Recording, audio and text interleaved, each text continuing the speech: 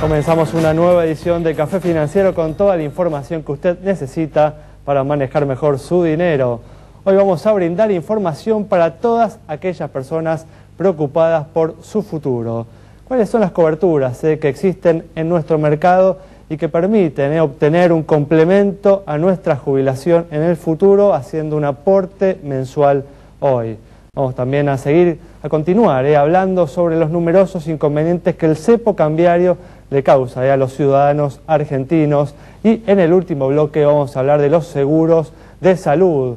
¿Qué nuevas coberturas, qué nuevas prestaciones vienen incorporando a estos seguros las compañías para tornarlos más atractivos? Quédese con nosotros. Tras la siguiente pausa vamos a regresar con todos estos temas y vamos a responder como siempre a todas sus consultas.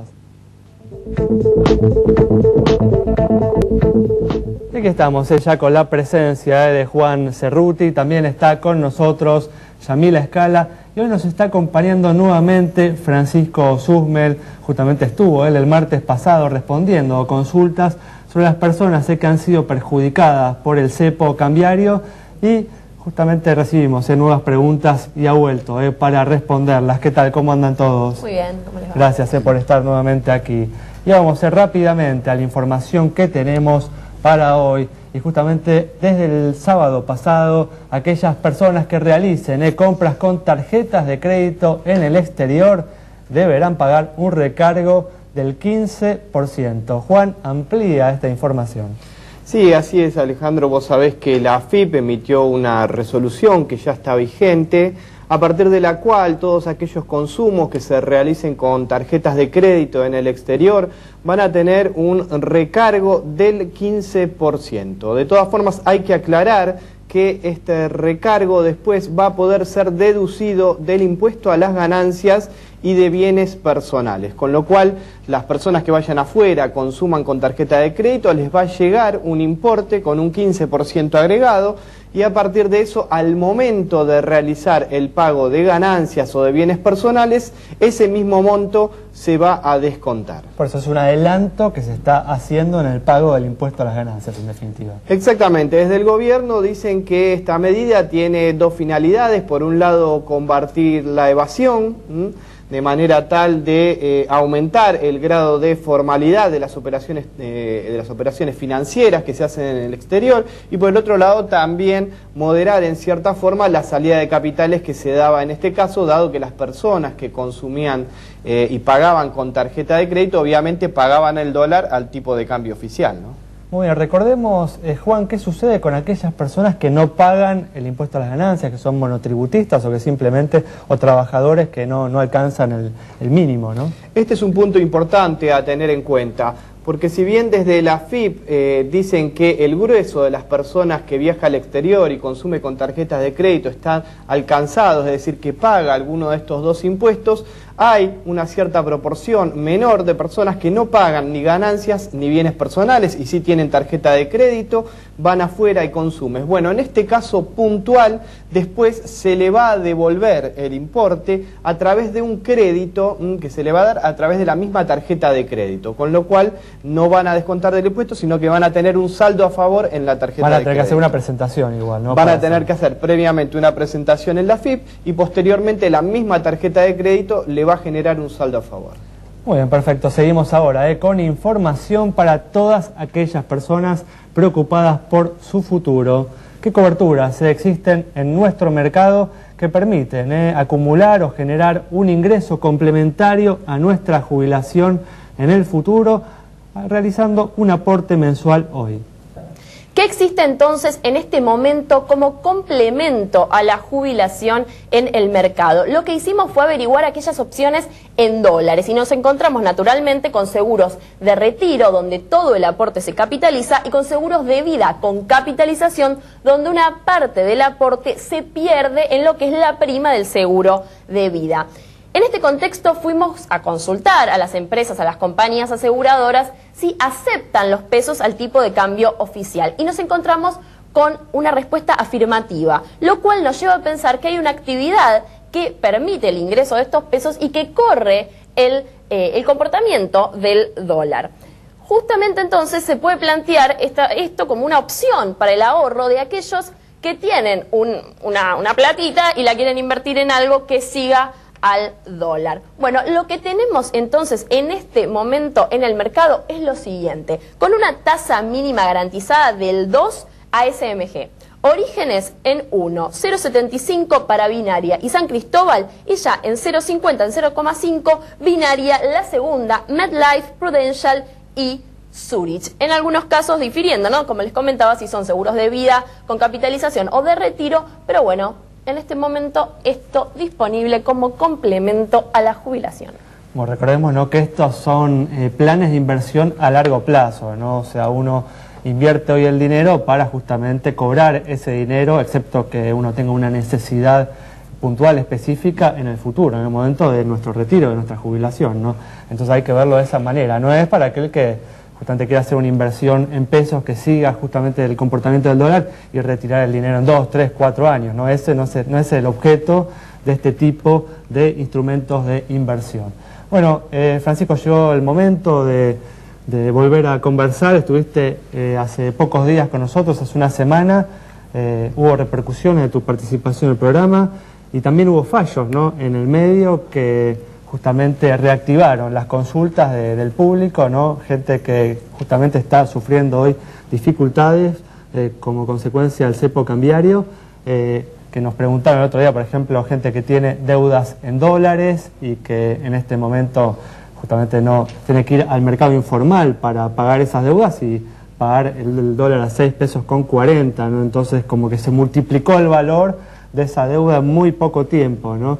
Justamente recibimos nuevas consultas pidiéndonos que les demos alguna recomendación y pidiéndonos también que les expliquemos, ¿no?, algunos fallos que hubo en la semana en relación a este tema.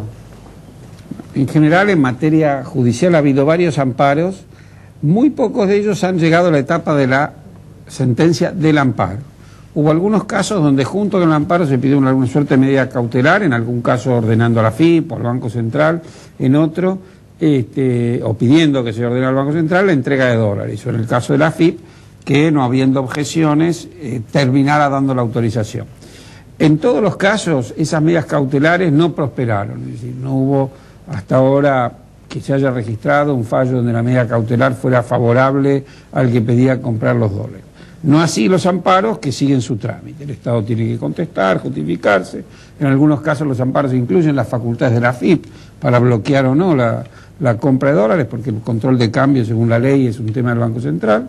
O sea que todavía los fallos que ha habido son poco favorables para aquellos que han pretendido usar esa vía para acceder al dólar, pero no han sido fallos definitivos. En algún caso, el más reciente, no se hizo lugar a la medida cautelar de una pareja que quería pagar sus cuotas hipotecarias en dólares, entonces pedía que se ordenara que le vendieran los dólares necesarios para pagar la cuota, con un argumento que es importante, desde el punto de vista formal es sólido, el argumento de la jueza, que dice que las medidas cautelares se dan cuando hay peligro en la demora y que los que habían pedido el amparo no habían probado que el acreedor no les estaba aceptando pesos a ninguna tasa, o sea, no, habían dicho nada más que tenían miedo de no poder pagar y que entonces no se había acreditado un peligro verdadero.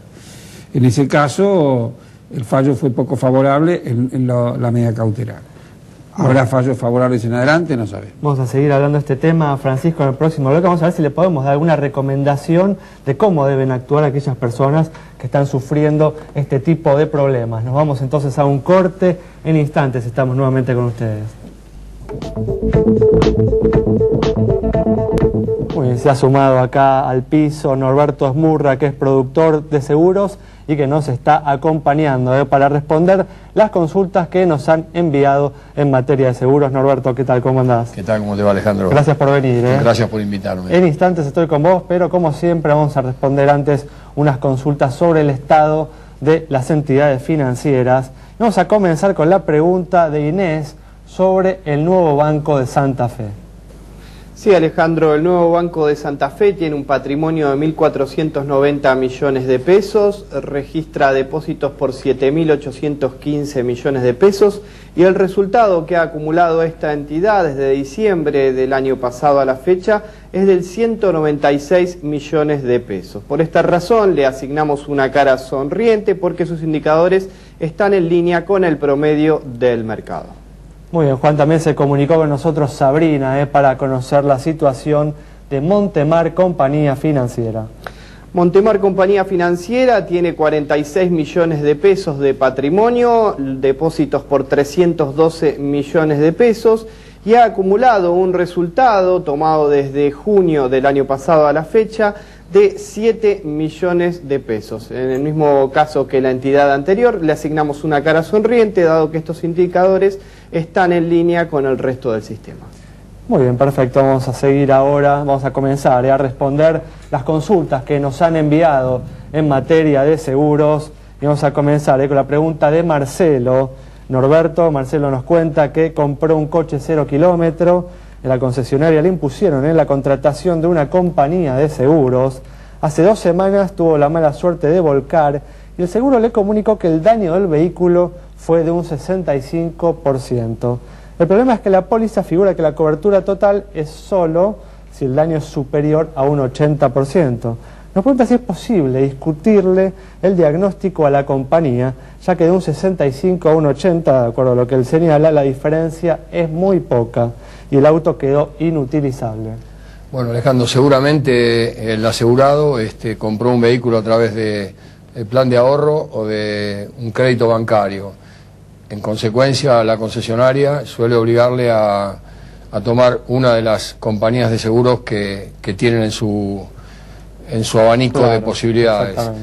Entonces, a mí se me ocurre que si bien la aseguradora está cubierta contractualmente en relación al 80%, ¿no es cierto?, y el vehículo tiene un 65% de destrucción, creo que... Es un terceros completo, seguramente, ¿no? Exactamente. Pero la destrucción total es el 80% de y paralelamente le han obligado a tomar una compañía. Entonces, yo le diría al asegurado que trate de negociar esta situación, que puede llegar a un feliz término. Negociar con la compañía, presentar alguna carta de documento. Lo van a enviar a negociar con la compañía, porque la concesionaria, si bien le ofrece el seguro, la que atiende el problema es la compañía de seguros. Salvo que tengan dentro de la concesionaria una persona que atienda este tipo de cosas. De todas formas, Norberto, aún si no estuviera la concesionaria en el medio, ¿no?, si uno tiene una cobertura de terceros completo y la destrucción total es menor al 80%, ¿vos recomendás también negociar? ¿Se puede, digamos? Porque bueno, el contrato establece claramente que destrucción total se considera el 80%. No siempre se puede negociar, Alejandro, porque están tan cerca del 80% que, aparte es muy subjetivo también, el 65, el 80, es un tema... seguramente el presupuesto supera holgadamente el 80%, pero hay otra mirada siempre. Por eso tu recomendación es la negociación. Muy bien, perfecto, Norberto. En instantes estamos nuevamente con vos. Vamos a seguir con información financiera, porque la semana pasada se presentó en la provincia de Buenos Aires un proyecto que obligaría a todos los comerciantes de la provincia a aceptar el pago de las compras con tarjetas de débito o de crédito. Juan nos amplía esta información. Exactamente, Alejandro. Vos sabés que en la provincia de Buenos Aires hay mucha polémica por un proyecto de ley que se impulsa en esa legislatura que obligaría a los comercios a utilizar todos tarjetas de débito y crédito. Desde el gobierno bonaerense aseguran que esto tiene 2 objetivos. Por un lado, atacar la evasión de manera tal de formalizar más toda la cadena de pagos, y por el otro lado evitar que los comercios trabajen con grandes sumas de efectivo para precisamente disminuir los delitos. Sin embargo, son varias las asociaciones de comerciantes que han puesto el grito en el cielo porque dicen que esto encarece de manera importante los costos de los distintos comercios, sobre todo porque implica que todos ellos deberían operar con algún tipo de postnet, abrir una caja de ahorro, etcétera, y sobre todo las pymes y los comercios más pequeños no están en condiciones. Lo cierto es que este proyecto promete polémica y va a ser tratado en los próximos días por la legislatura bonaerense. Muy bien, perfecto. Vamos a ver entonces qué pasa con este proyecto y si finalmente, ¿no?, el gobierno provincial termina ayudando a los comercios a hacer frente justamente a estos costos que implicaría, ¿no?, la aplicación de este proyecto. Bueno, vamos a responder ahora a otra consulta, la consulta de Leandro Norberto. Leandro nos cuenta que el otro día circulaba con su taxi detrás de 3 autos y cuando estaba por cruzar la Boca Calle, un coche que venía por la derecha no frenó y lo chocó en la parte delantera. Le pidió los datos de su seguro al conductor y presentó un reclamo en la empresa. Quiere saber si creemos que la compañía se va a hacer cargo de los daños que sufrió su vehículo, ya que si bien él venía con el tránsito y el que lo chocó fue el otro auto, este venía por la derecha, ¿no? Sí, es verdad, siempre se dice que el que viene por la derecha derecho a pasar tiene, pero convengamos que él está manifestando que viene transitando con 3 vehículos adelante y seguramente vendrá pegado también esos vehículos, y el que venía por su derecha obviamente tendría que haber tenido cuidado de frenar. Si no hay testigos, la discusión se va a plantear, seguramente ambas compañías van a querer evitar de pagar innecesariamente, pero yo creo que también es conversable. Por eso, ¿crees que lo asiste, que tiene argumentos? Yo creo que tiene argumentos suficientes como para poder discutir esta posición. Muy bien, bueno, muchas gracias. A vos, Alberto. Alejandro, muy atento. Bueno, y vamos a seguir ahora brindándole un asesoramiento de aquellas personas justamente que vienen sufriendo inconvenientes con el cepo cambiario, como dijimos, Francisco, como prometimos. ¿Alguna recomendación entonces de cuál debería ser el radio de acción justamente de estas personas? Bien, Alejandro, hay una infinidad de situaciones en las cuales se puede encontrar gente que deba dólares, necesite dólares para viajar, tenga que cancelar un precio de compra de una hipoteca o de una casa, o cancelar una deuda hipotecaria. Hasta ahora he visto la incertidumbre de las reglas y, por cierto, además la incertidumbre respecto de cómo va a seguir el dólar y si se desdobla o no el tipo de cambio. La recomendación más inicial, más lógica, es tratar de acordar con los acreedores o aquellos a quienes quedaron en entregarle dólares para tratar de pagar en pesos, teniendo acceso a pesos, y a partir de ahí poner fin a la deuda o reestructurar los vencimientos para facilitar esa situación. Otros casos son las vías judiciales y otra es tratar de conseguir activos o de invertir en activos para cubrirse que sigan al dólar. Mucha gente habla del oro, hay títulos públicos dolarizados que, bueno, deberían seguir con su cotización el curso del dólar. Todas esas son alternativas y ahí lamentablemente es muy difícil dar una fórmula general. Tenemos que aferrarnos a una cosa general como esta, en la cual probablemente algunos mostrarán exitosos, finalmente algunos litigios exitosos en los cuales consiguieron pagar el cambio oficial, pero el desgaste del juicio y ciertamente el costo del juicio probablemente es mayor de lo que hubieran gastado, o el mayor costo que hubieran tenido una negociación inicial rápida con sus acreedores. Muy bien, bueno, muchas gracias, Francisco. Nuevamente entonces la recomendación es intentar negociar y llegar a un punto de equilibrio con el acreedor. Vamos a responder una última consulta sobre el estado de una compañía de seguros antes de cerrar este bloque. Para Gabriel, que nos consultó sobre la situación de San Cristóbal, esta compañía presenta un activo de 2.762 millones de pesos, un activo por 1.728 millones, patrimonio 1.034 millones, 270 millones de pesos como resultado, 1.713 millones de pesos en primas e informa 5.788 juicios. Con indicadores que se condicen con los del promedio del mercado, es que le otorgamos la luz verde de nuestro semáforo. Muy bien, con esta información nos vamos a un nuevo corte. Quédese con nosotros. En instantes vamos a estar hablando de seguros de salud.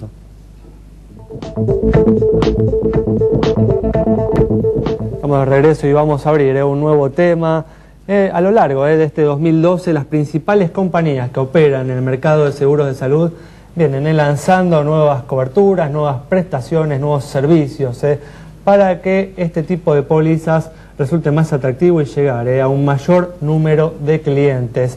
Para analizar este tema, para desarrollarlo, está con nosotros Adrián Marcos, que es subgerente. ¿Todo bien? Gracias por estar aquí con nosotros. No, por favor, un placer. Y antes de comenzar a desarrollar el tema que acabo de plantear, expliquemos a la gente, al público, qué son los seguros de salud, ¿no? Que es una cobertura que no es del todo conocida, ¿no? Acá estamos acostumbrados al seguro para autos, seguro para el hogar, seguro de vida, pero el seguro de salud no es algo tan conocido. No, no es tan conocido, es verdad. Sí, soy consciente que el seguro del auto, por ser obligatorio, es lo más conocido, y en la rama de personas viene creciendo considerablemente en los últimos 2 años la emisión de prima de lo que es seguro de salud.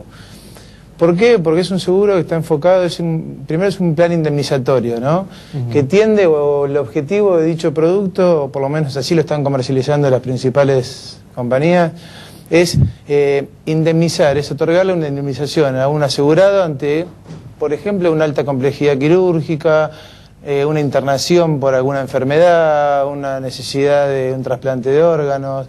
Lo que tiende, o el objetivo principal del producto, es complementar una cobertura médica que un asegurado pueda tener, diríamos, o ser como paliativo para una persona que está descubierta, que no tiene ningún tipo de protección, ¿no? Por eso, expliquemos el primer caso, ¿no? El de una persona que tiene, justamente es cliente de una empresa de medicina prepaga o de una obra social. ¿Por qué a esta persona podría interesarle contratar, ¿no?, un seguro de salud? Claro, si la persona tiene cobertura médica, tiene una obra social o una medicina prepaga, ¿por qué tiene que contratar el producto? Claramente, te cito un ejemplo.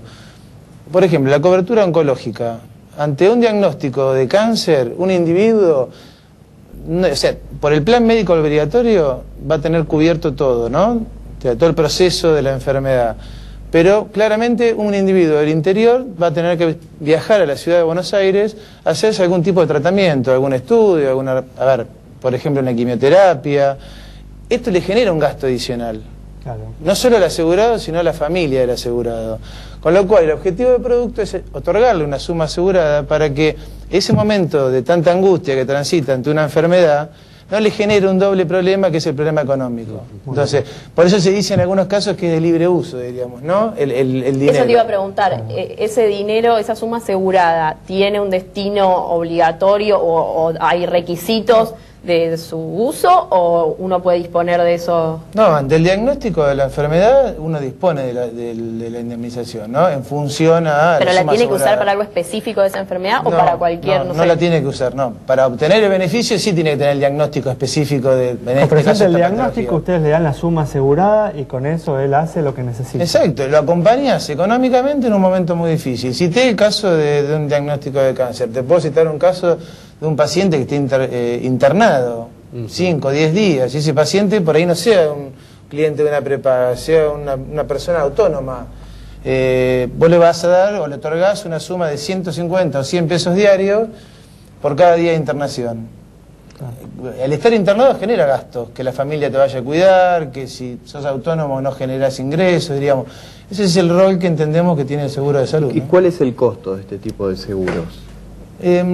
Estamos hablando que generalmente se comercializa, o sea, es un conjunto de coberturas modulares, depende del tipo de plan que querés armar, puede estar entre los 50 pesos en adelante, diríamos. Porque, o sea, arranca de 50 pesos, más o menos. Exactamente. Vos hacías mención en la presentación de los beneficios que van incorporando las compañías. Bueno, también eso incide en el costo, ¿no?, en el valor del producto. Hoy, en el caso de nuestra aseguradora, ha incorporado beneficios como lo que es la asistencia médica, que es otorgarle un médico a domicilio, o el descuento en farmacia, que es muy bien apreciado por los clientes. ¿Y en situaciones de emergencia, por ejemplo? Tenés situación de emergencia, lo que es el famoso código rojo, que es ambulancia ante riesgo de vida, que eso te estaría cubriendo, ¿no? Bueno, Adrián, muchas gracias. Entonces, por a conversar, se nos acabó el tiempo, lamentablemente. Te vamos a convocar en otra oportunidad para seguir hablando de este producto. Un producto realmente importante que permite justamente, como dijo Adrián, contar con un complemento económico en caso, ¿no?, de que tengamos la mala suerte de sufrir algún problema de salud. Así que nos vamos con esta información. Nos reencontramos el próximo domingo a las 19:30 aquí en Metro. Gracias por haber estado nuevamente ahí.